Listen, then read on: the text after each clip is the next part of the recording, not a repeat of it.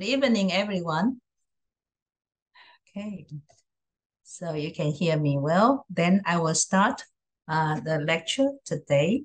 It's a continue discussing of student school and graduate school. Okay.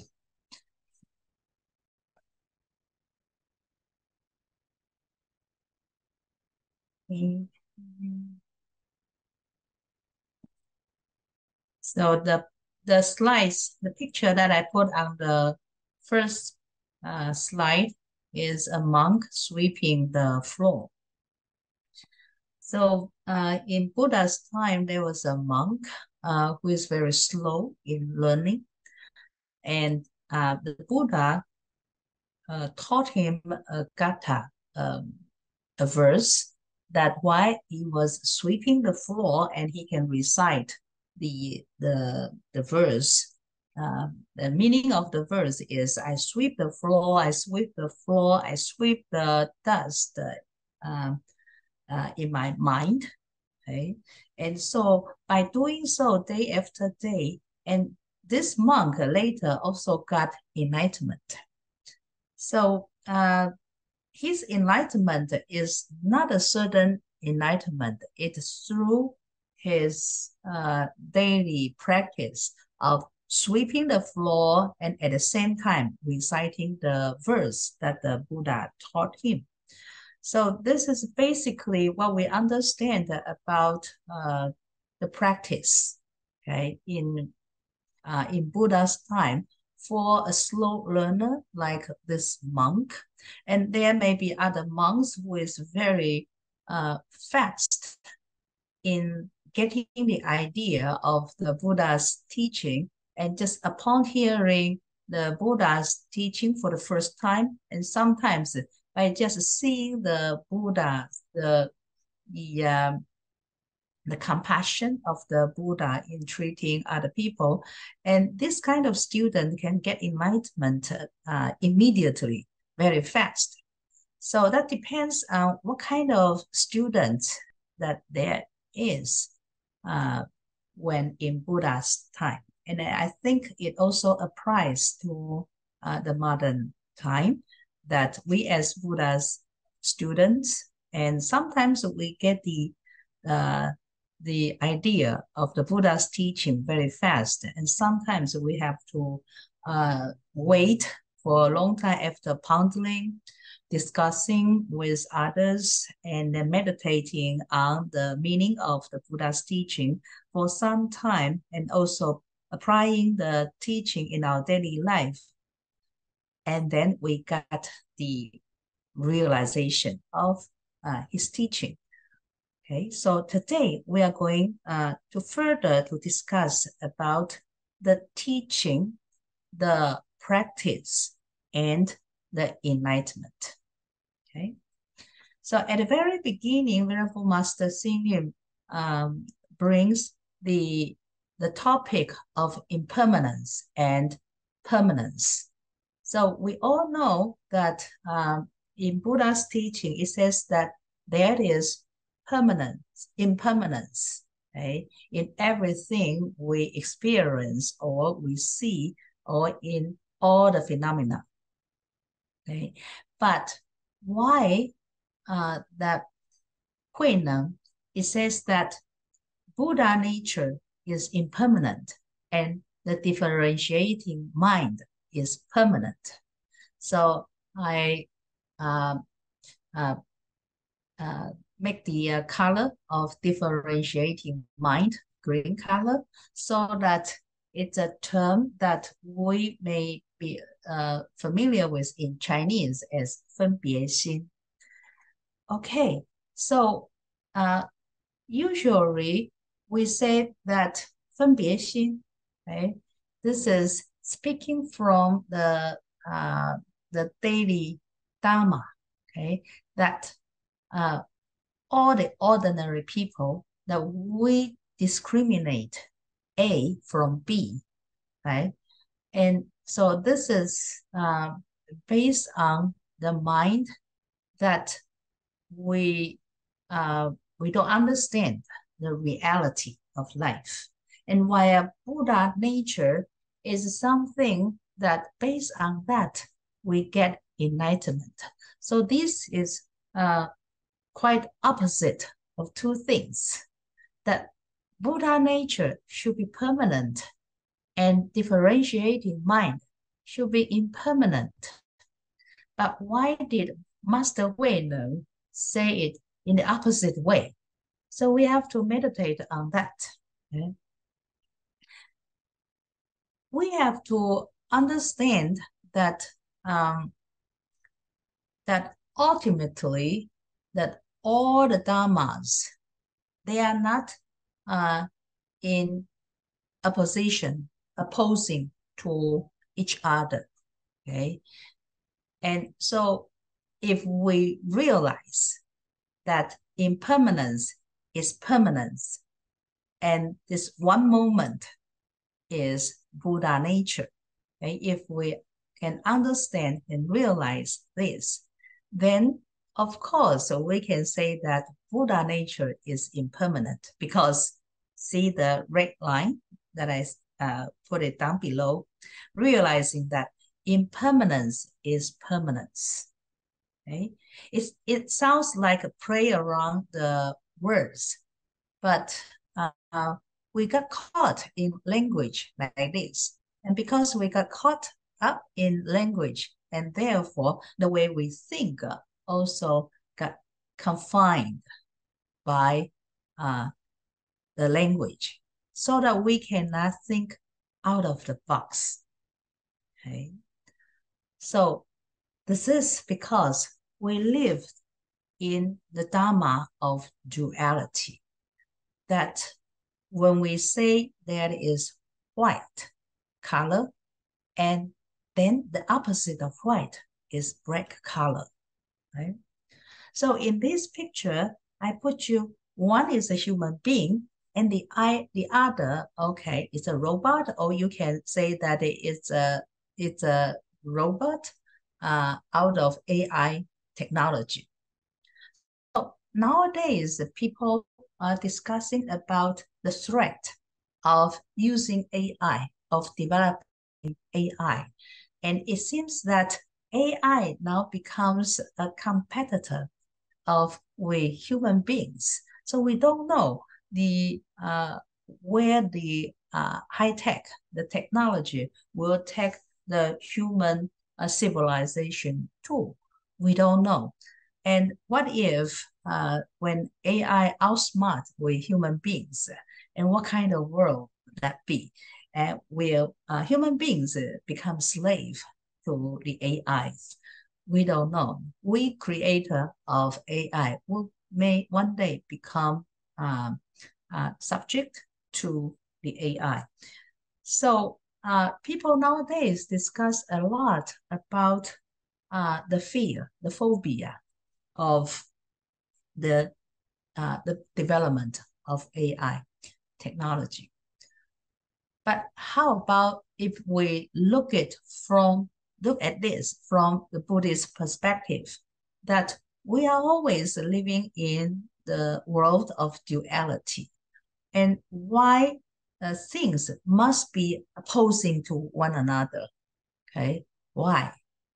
Okay, why two countries have to battle, to fight against each other, right? And why two ethnic groups that they cannot live harmoniously together. Okay, so for all this still continues to be the issues that we human being has to solve. But from a Buddhist perspective, if we get rid of the dualistic mind, then we can live harmoniously together, and that is no problem. And we human being and AI robot, we also can work hand in hand together without feeling who is the winner or who outsmart who.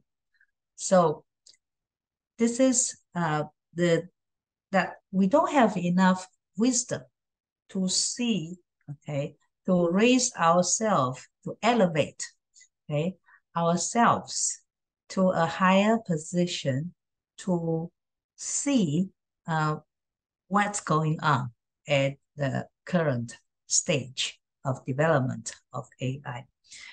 Okay, so if we understand that we have to go beyond the dualistic thinking, okay, then here is the question: what is real impermanence?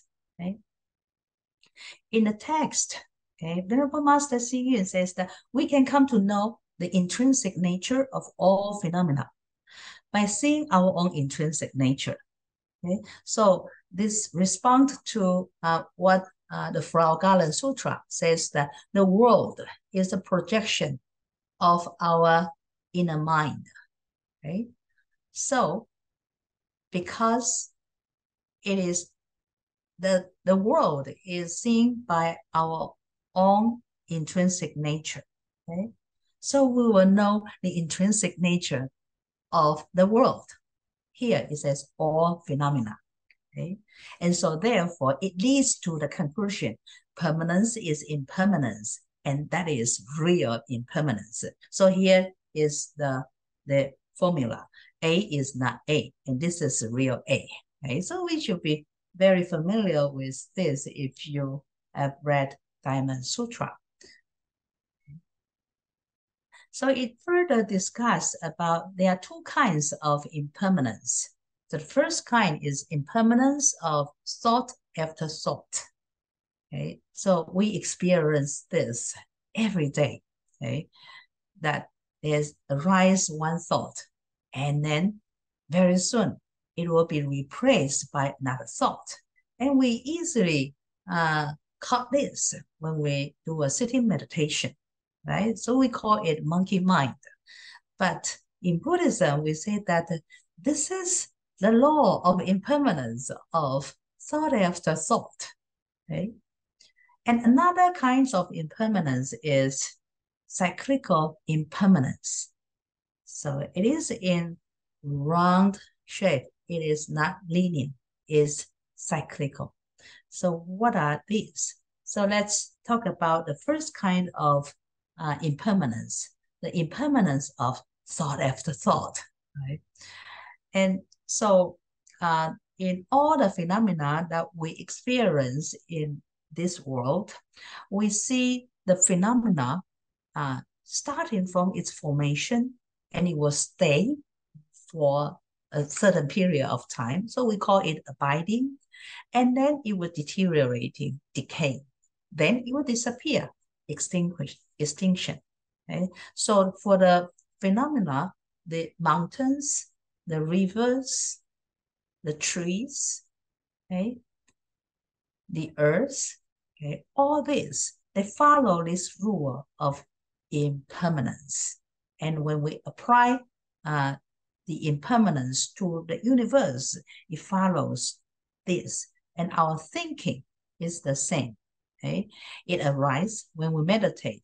It arises a mind, okay, formation. And that kind of monkey mind, the thought, one thought, will stay in our mind for maybe 5 seconds, and then it would go away, okay, and disappear. Then arise another thought, okay?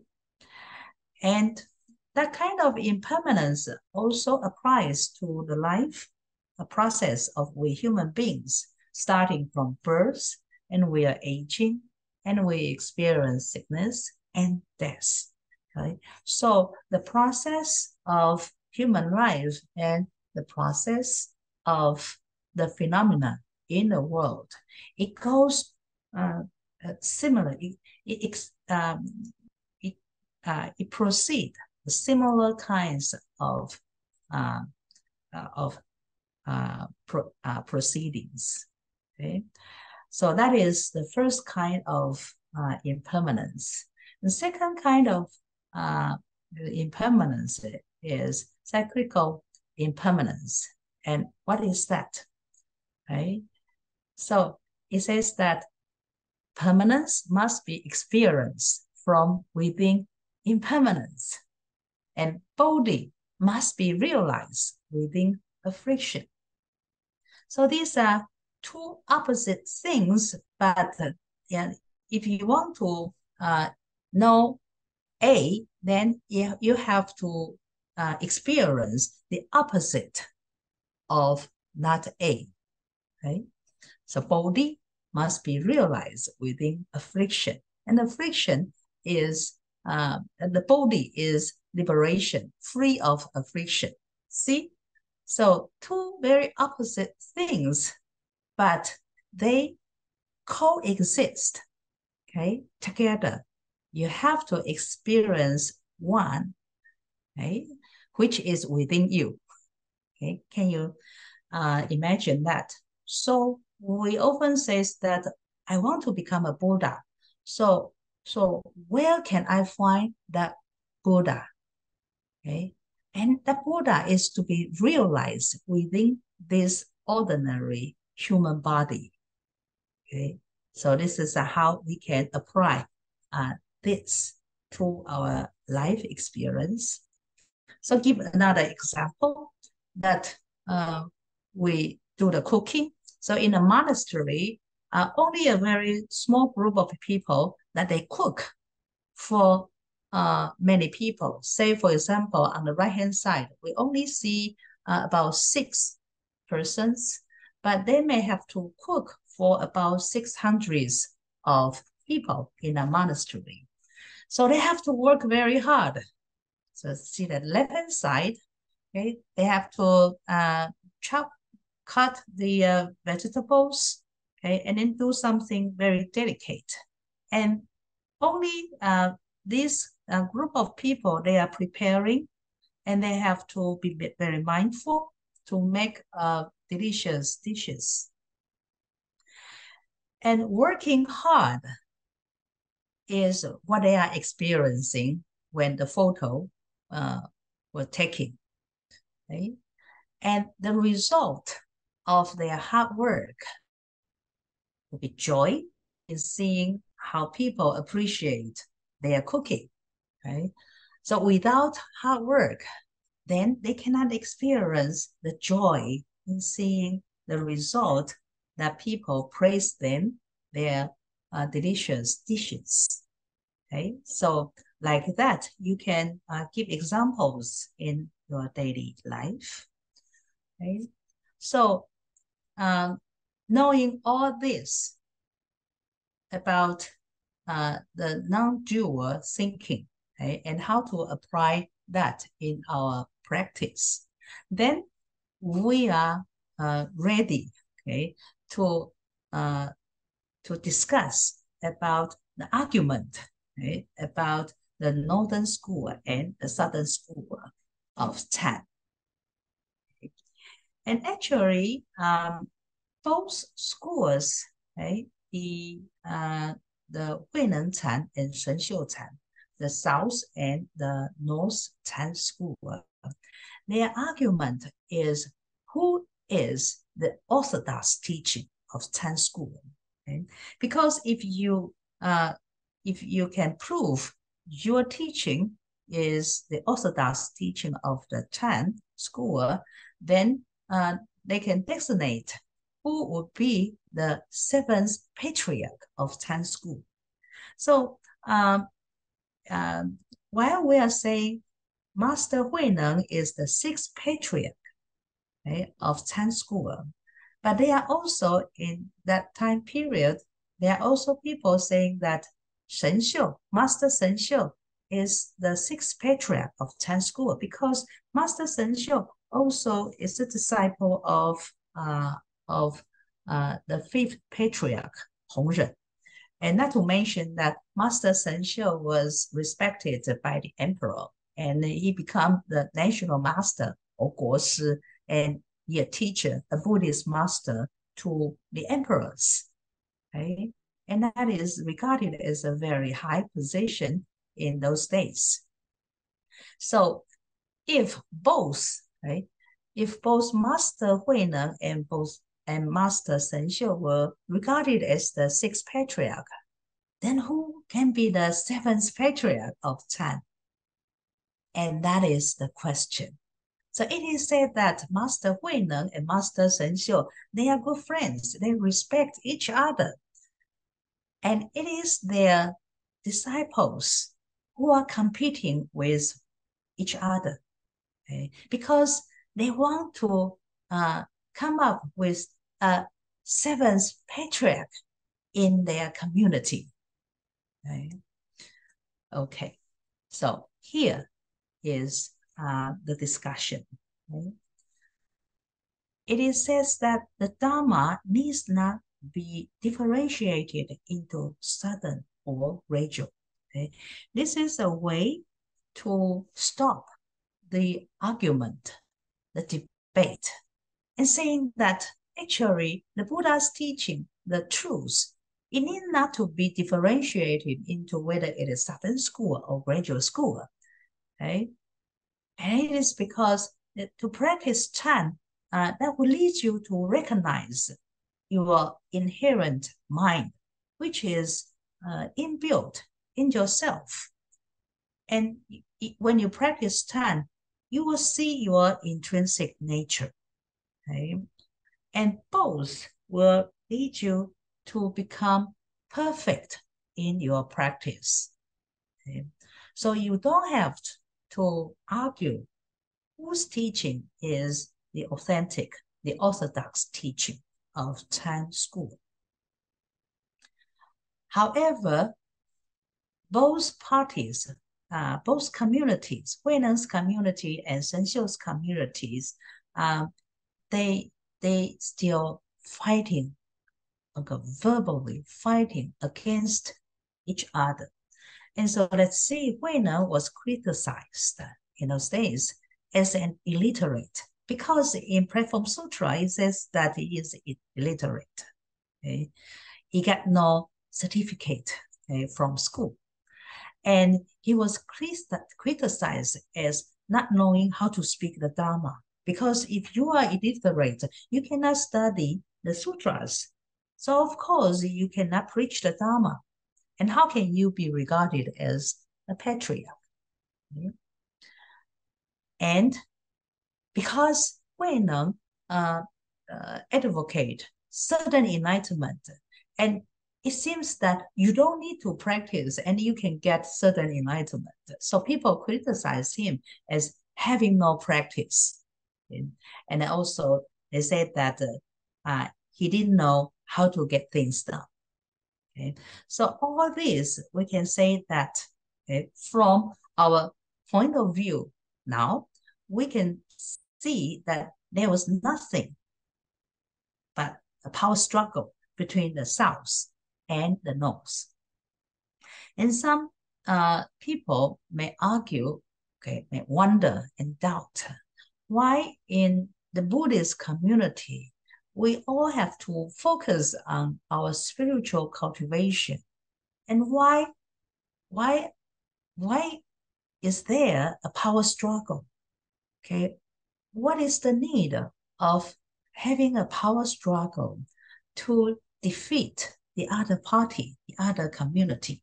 Okay, so people cannot understand this. Okay?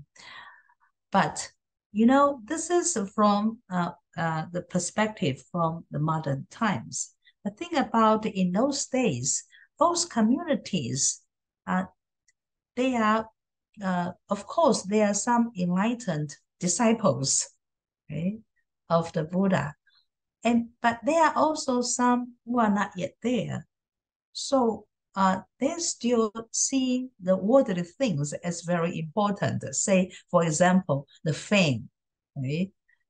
Who is more famous? Okay, my teacher is more famous. My teacher is superior to your teacher. So they are competing with one another. And we cannot ask we cannot ask we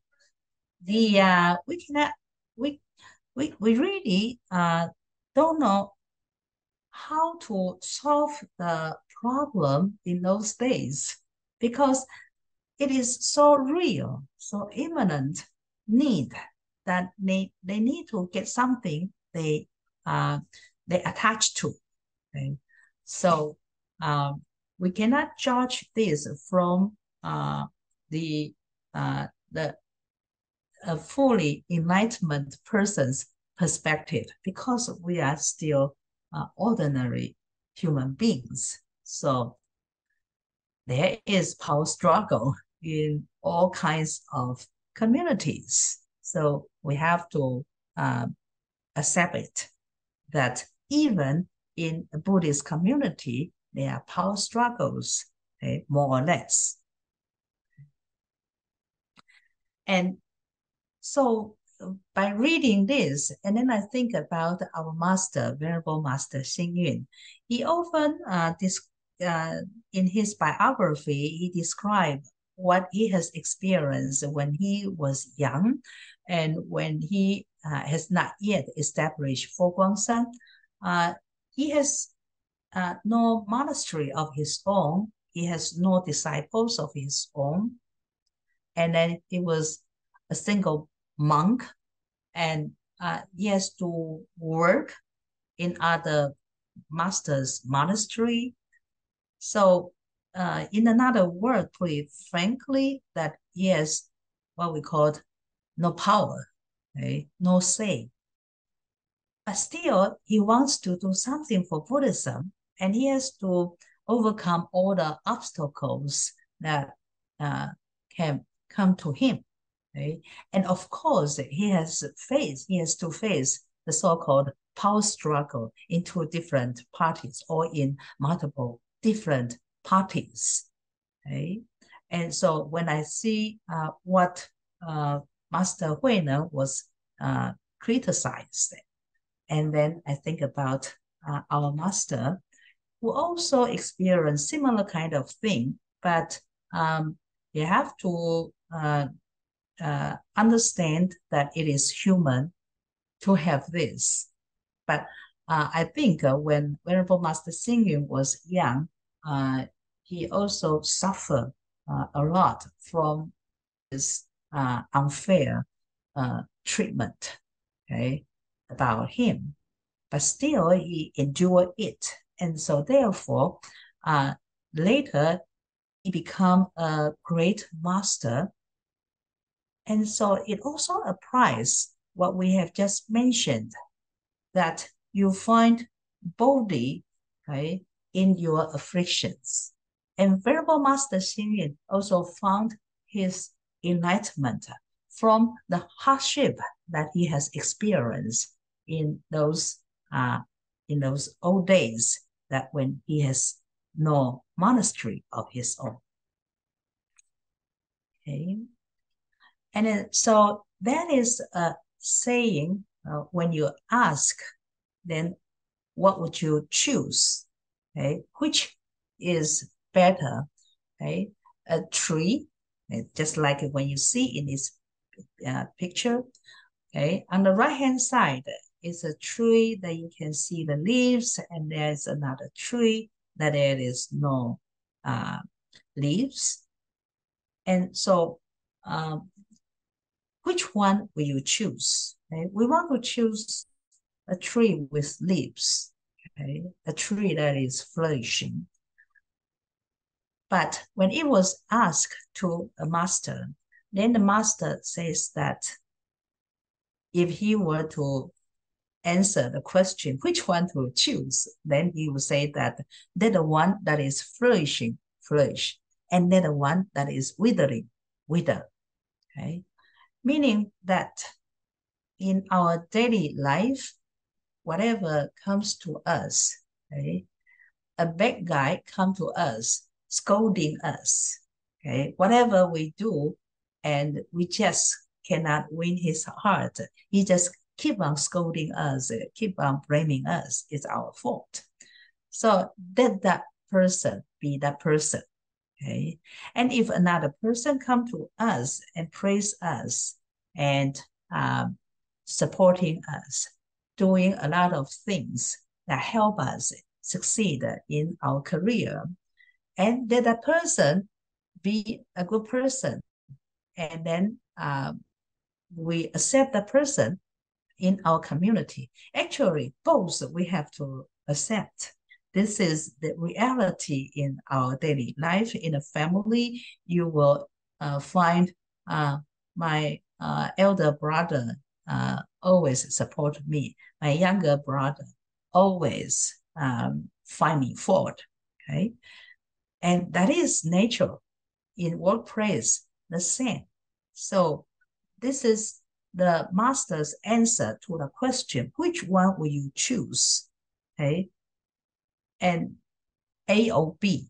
And he is saying that he is not taking sides, he is not choosing, he is accepting things as it is. Okay, and that is an attitude, okay, towards life. So the conclusion of the debate as to which one is better, the Southern School or the Northern School, the Southern Enlightenment is better, or the gradual practice is better. Okay? In this, Venerable Master Xing Yun says that the Dharma is inherently one school. Okay? Do not separate. Okay? It is we as human beings, it is people that are northerners or southerners. Okay? But the Dharma itself has no differentiation of north or south. Okay? And so that is only one Dharma, one truth. But the speed or the rate at which sentient beings cultivate may be fast or slow. Okay? That is the question, right? So we don't criticize which Dharma is better. Okay, we don't choose whether Master Huinen's Dharma, his teaching is better, or Master Shen Xiu's teaching is better. Okay? And then so we don't differentiate the intelligence and the foolishness, or the sudden versus gradual.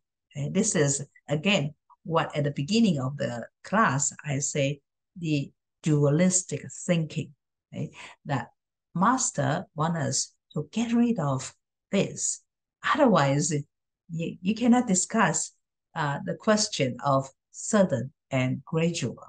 He says the Dharma is inherently one school, only one. Okay?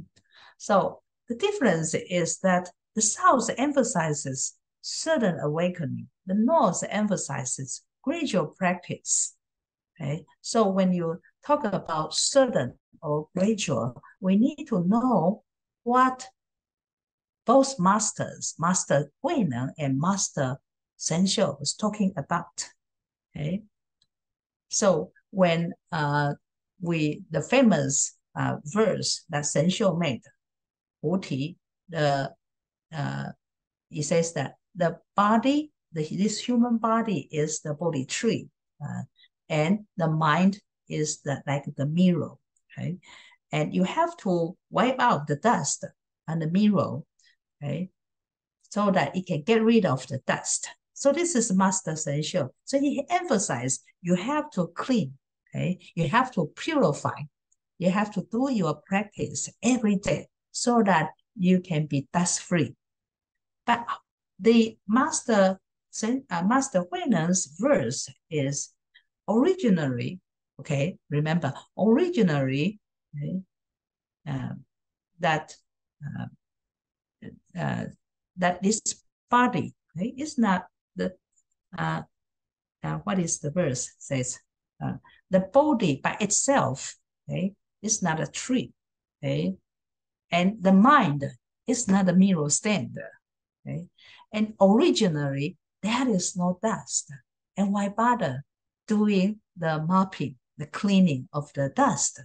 So the perspective, the Master Huineng's approach is that you see the original face, okay?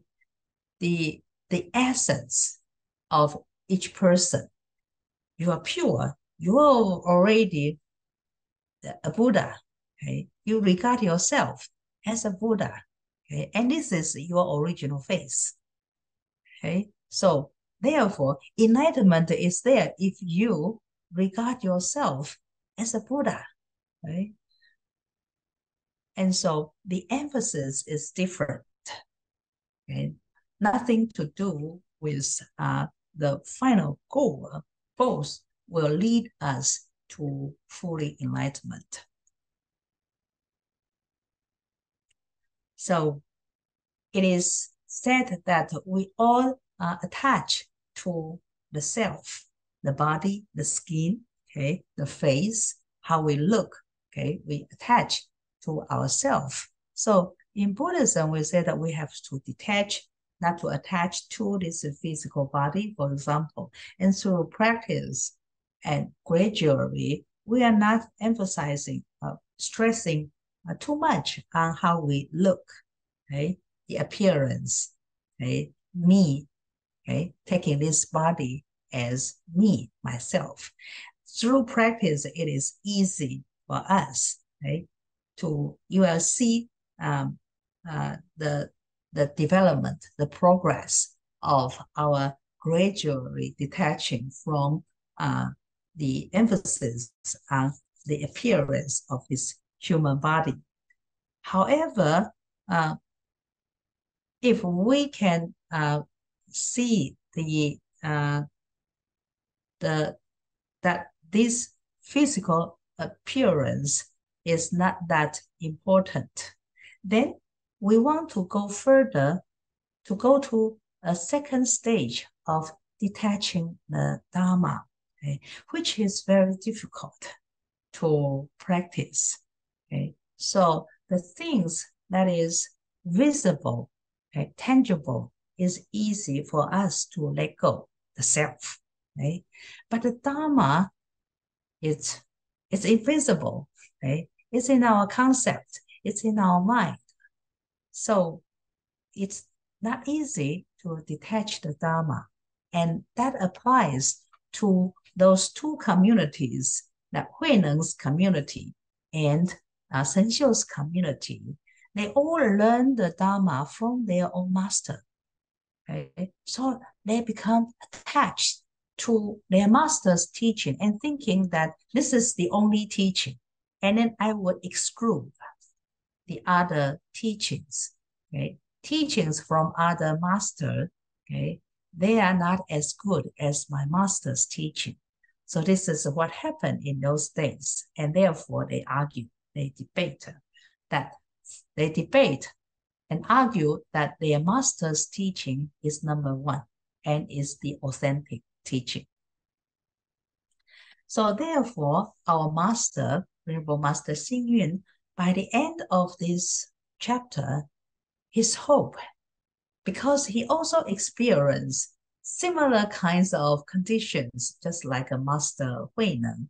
And among his disciples, he also seeing that his students still, if not attached to the self, but still attached to the Dharma. And so he hopes that all Buddhists can understand the great Buddhist master's intentions, right? And that everyone will accept each other and bring honor to the Dharma, meaning that we have to understand why our master is teaching this in, okay, for example, sudden enlightenment in this way. Okay, what is his original intention? And what is Master Shen Xiu's intention in teaching gradual practice? Okay, if we know their intention, then we can accept each other and bring honor to the Dharma and bring the honor to the teaching of the Buddha instead of beating others' teaching to show that your master's teaching is number one. There is no need in doing so. So in Venerable Master's thing is eyes, when he sees for all the teachings or Buddhist traditions, he rather to see the one school instead of dividing into the Theravada school, instead of bringing up Mahayana school or Tibetan Buddhist school. He says that with all the Buddhist schools, all the Buddhist traditions should work hand in hand and go back to the original intent of the Buddha. So 回归佛陀的本怀, and that is our master's hope. Okay. So that is my presentation tonight. Hope that in studying the graduate school and the argument of the graduate school and the southern school, that we will learn from history, the Buddhist history in China, and then we look what kind of situation we are facing now in the 21st century in the West. Okay? And while we are promoting Buddha's teaching here in the West, so are we still to attach to the Dharma that which school is the best? Why not letting go of the attachment of so-called schools and then go back to the original intentions, okay? Original intent of the Buddha, and promote the Buddha's teaching in the West. Okay, this is my conclusion, and then your homework. So what I haven't bring here for discussion is page 273. What is Master He Ze Shen Hui's argument about his master Huineng? Okay, and he has a debate with the other community, Master Shen Xiu's community, and that community, Master Shen Xiu's community, was led by Wu Ji. And so these are the debate, okay, of the students of both communities in Tang Dynasty. And so when you see their argument, and I would like you to imagine, to visualize if you were there, okay, and how would you respond to his argument? Okay, so this is your homework. Okay, now do you have any questions about my presentation today?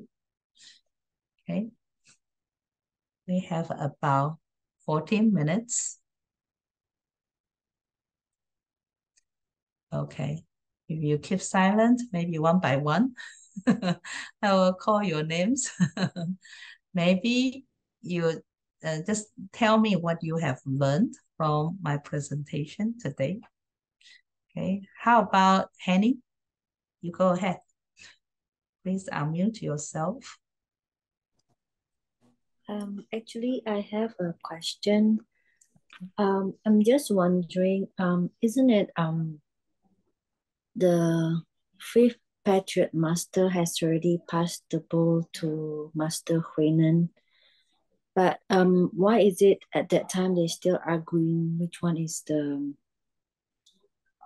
sixth Patriot? Yeah, okay, that is a very good question. Okay, logically, that since you have that object, okay, it's like a certification that you received from your master. Okay, now you are certified to be the teacher, okay, that you inherit my Dharma, my teaching, okay. But the reason is that master, the fifth patriarch, advised Huineng. He says that from now on, I give you this, okay? But from now on, you should not hand it down to your disciples. Okay, the handing down of the bowl and robe will stop. Okay, after this, and so therefore he didn't. The master Huineng followed the fifth patriarch's advice. He didn't hand it down to his disciples, and this for his community, his students, is very difficult to accept this, right? Because this kind of tradition has been there for generations, right? And so in their mindset, they still want the so-called a seventh patriarch. Okay? And then you need to have something, some quote unquote certificate to prove that you receive your master's teaching, right? And to regard that as an authentic lineage, right? But the other community, Master Shen Xiu's community, because Huineng was disappear, hiding among the hunters for 15 years. Remember that? So that kind of gap, who was to fill that gap? That there is no patriarch in China. So therefore, the most outstanding student of the fifth patriarch is at that time was Master Shen Xiu, right? So Master Shen Xiu was invited by the emperor to be the national teacher. And since the emperor recognized him as the national teacher, and so of course his community would say that, okay, my master Shen Xiu would be the sixth patriarch, even though Shen Xiu didn't get the robe and bowl from the fifth patriarch. Okay? Someone has to fill in the gap. Okay, and so therefore, the Shen Xiu's community regarded them as the authentic, the orthodox, okay, of the lineage. Okay, and so from the biography of the sixth patriarch, and also from the Platform Sutra, we know that later he was invited by the emperor to go to the palace to receive the worship, the offering, okay, from the emperor, but he refused to go to the palace. Okay, and who suggests the emperor to invite the Master Huineng? It was Master Shen Xiu. So you can see that both masters, they respect each other. It was their students. They want to get a power. It's a power struggle. it's a monastic power struggle, so to speak, at that time. Okay, but nowadays, we shouldn't fall into that kind of argument. I hope that answered for your question. That answered my question. Thank you, Venerable. Okay. Any other? Okay. Pei. Auspicious Venerable and brothers, sisters.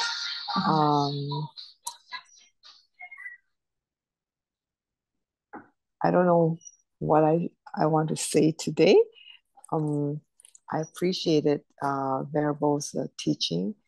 I always learn something, especially today when you say the permanence is impermanence. Yes, it's clear. But when Huineng say body nature is impermanent, and and then the differentiating mind is permanent. That made me think about it. Then I start to realize that, wow, that's really deep. When Venerable mentioned about the weakness of the language, I can see that from there. It's just the duality. Actually, if you think deeper, then you know that the permanent impermanence is permanent. It's just playing with words. Right. Yeah. So We thank you. we human beings, we create the language. Mm-hmm. And since it's we human being, we are not yet enlightened.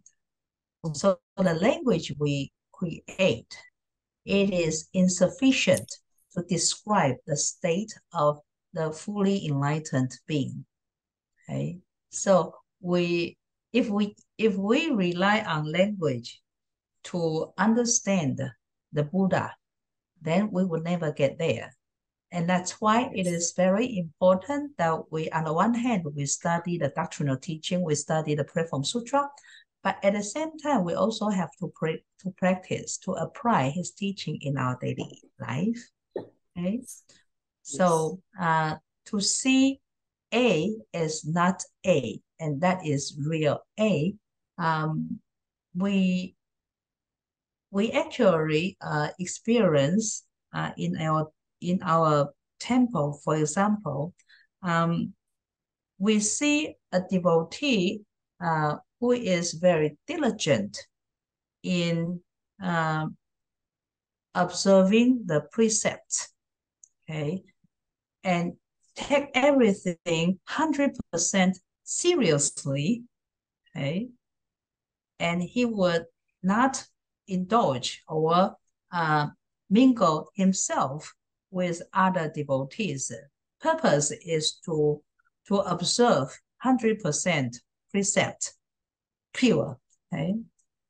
And then you may find another person who skillfully help the temple to take care of the beginners, the new students who don't know what to do or what not to do. Okay? And then this person would compassionately tolerate that some of the new students who don't know the rules, right? And still very patiently in teaching, in correcting their behavior or their speech. But this 100% person, devotee, who want to have a pure observation of observance of the precepts, this person may have emotions inside himself, okay? Not wanting to mingle with the community, just by himself. He wants everything pure. And A+ precept students. Okay, so in appearance, if you are to grade their spiritual cultivation, who got A+? Who is your A+ student?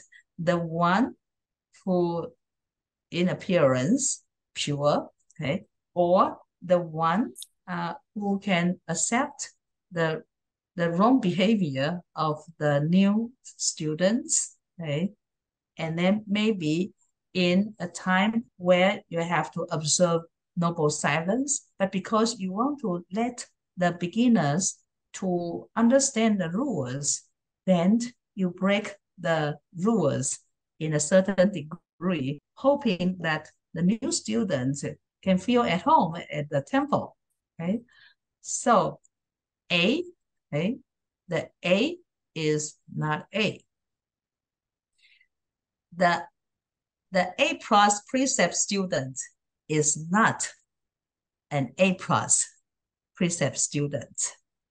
And then that is the real A+ student.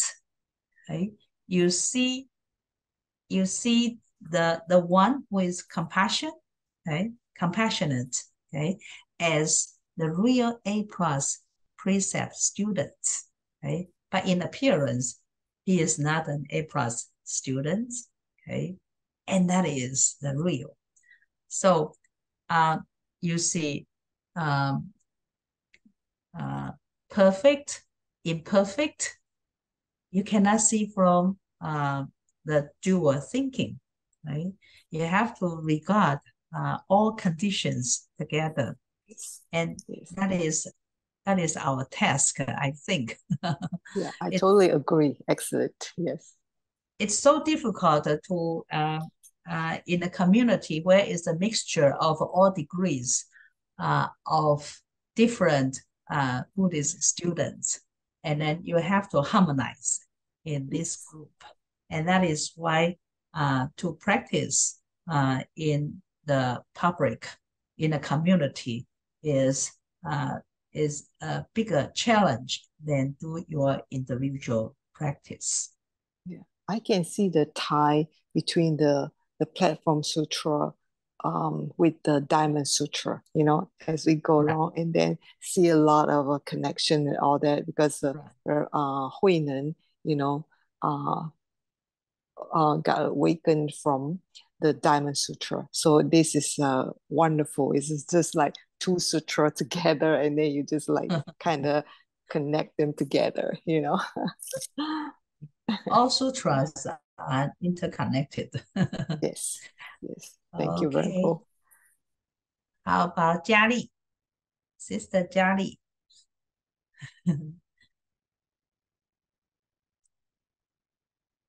Auspicious greetings to Venerable Jeji and all the fellow. What I learned from this today once is not arguments between the northern and the southern.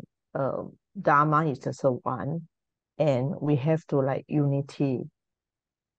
So don't compare and don't criticize like among the two schools, like previously, like the censures those school students that criticize us Venerable Master Huinan. That is what I learned for today. Thank you. Right. Okay. So no need to follow the argument, which is which a matter of history matters, right? And now no longer we have that kind of group, the opposing groups, right? Now only the teachings continues, right? So why bother in continue the discussion, the debating about the which one is superior, right? No need. I also want to hear from Vincent Chong. Who is Vincent Chong? I forgot. Yeah, I'm here. Okay. Can you hear me? Yes. Well, I have so many questions. I'm not sure what to ask. Can you name maybe one? Yeah, I read the text, the English text as well as the Chinese text beforehand. I'm kind of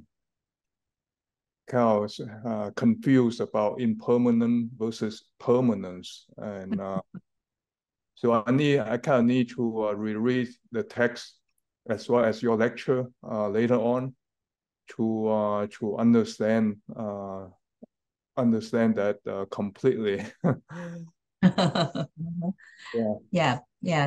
Don't get yourself got stuck in the debate of permanence and impermanence.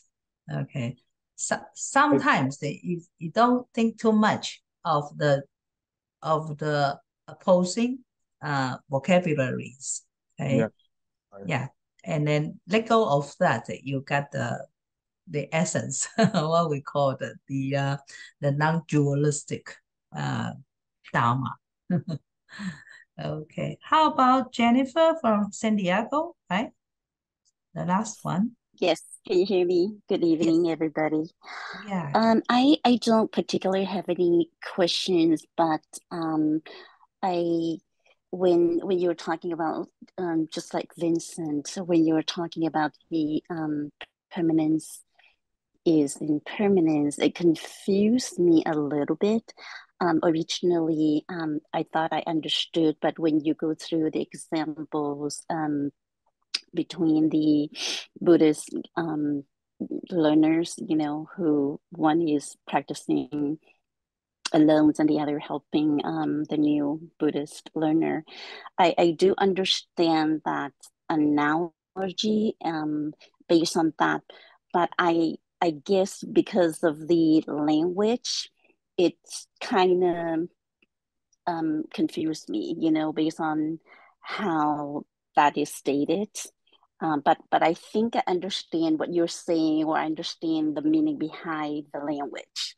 So for that, I think I got it, but still need to go back and revisit to be sure that I get the right clarity, and not just based on the statement or the wording itself. Okay. If you are familiar with a Chinese figure uh, in the community, we have the figure called Gong. Have you heard of that?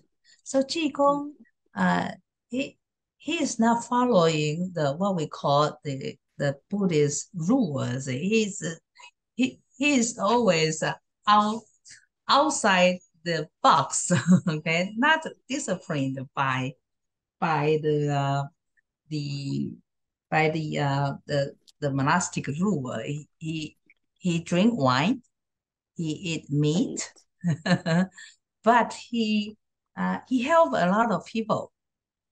Yes, So I am familiar with his character, but right. I think what I'm getting based on today's lessons is really there are just so many different schools and different approaches and different methods of how you go about learning the Dharma. But in essence, most importantly, is learning the original teaching of the Buddha, and not so much swaying between the different school or the different thoughts or the different debate or argument, but just focus on the Dharma itself. I think that's what I'm getting out of it based on today's lesson is, regardless of the debate, argument, Dharma is Dharma. Just focus on that. And that's the real learning. And that's Buddha's main teaching. Right. I remember that one of my teachers in the Buddhist college, he says that the Buddha's teaching actually is pure and simple. Okay, just like the title of that book, 佛法真义, Buddha Dharma, pure and simple.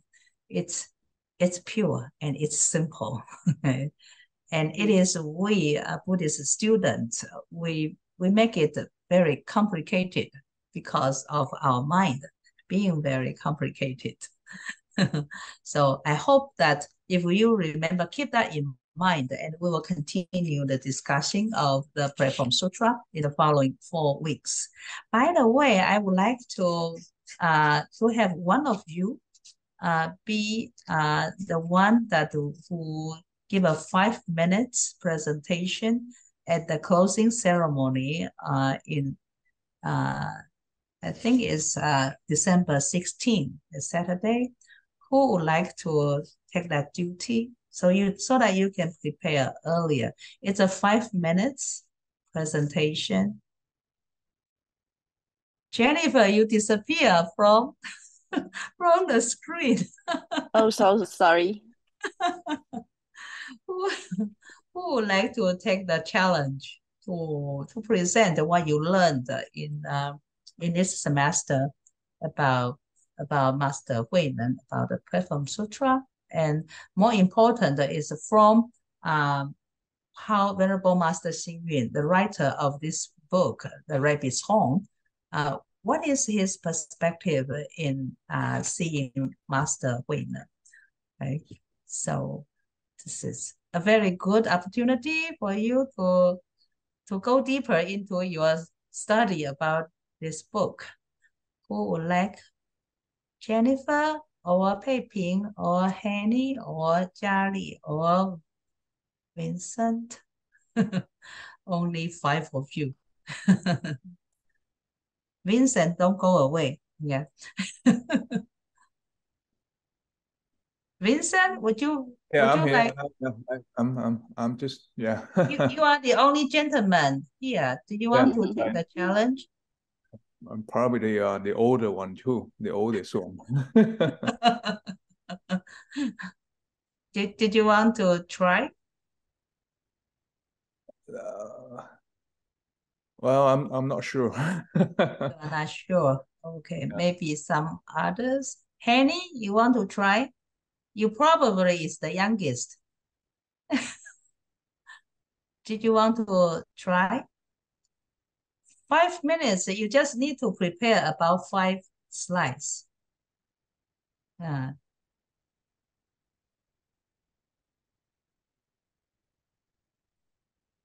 Maybe not this time, Pino. Maybe not. Okay. The eldest and the youngest reject my invitation. So I want to find my middle path. How about Pei Ping? Please don't disappoint me. Well, I'll try my best because of Okay. my traveling schedule. So I'll do my best. Is that okay? Do my best, but you have to confirm it because it's coming. Okay. It's coming soon, and I have to confirm it by December 9th. December 9th. Okay. Uh-huh. Okay. I'll take the Okay. challenge. Okay, I have witness from the class. Thank you for take that duty, and You're very welcome. and I appreciate that you are going online real time to attend my class. That helps me a lot. I need the real time student to do my presentation. Thank you all, No and problem. then I hope to see you next week. Okay, good night.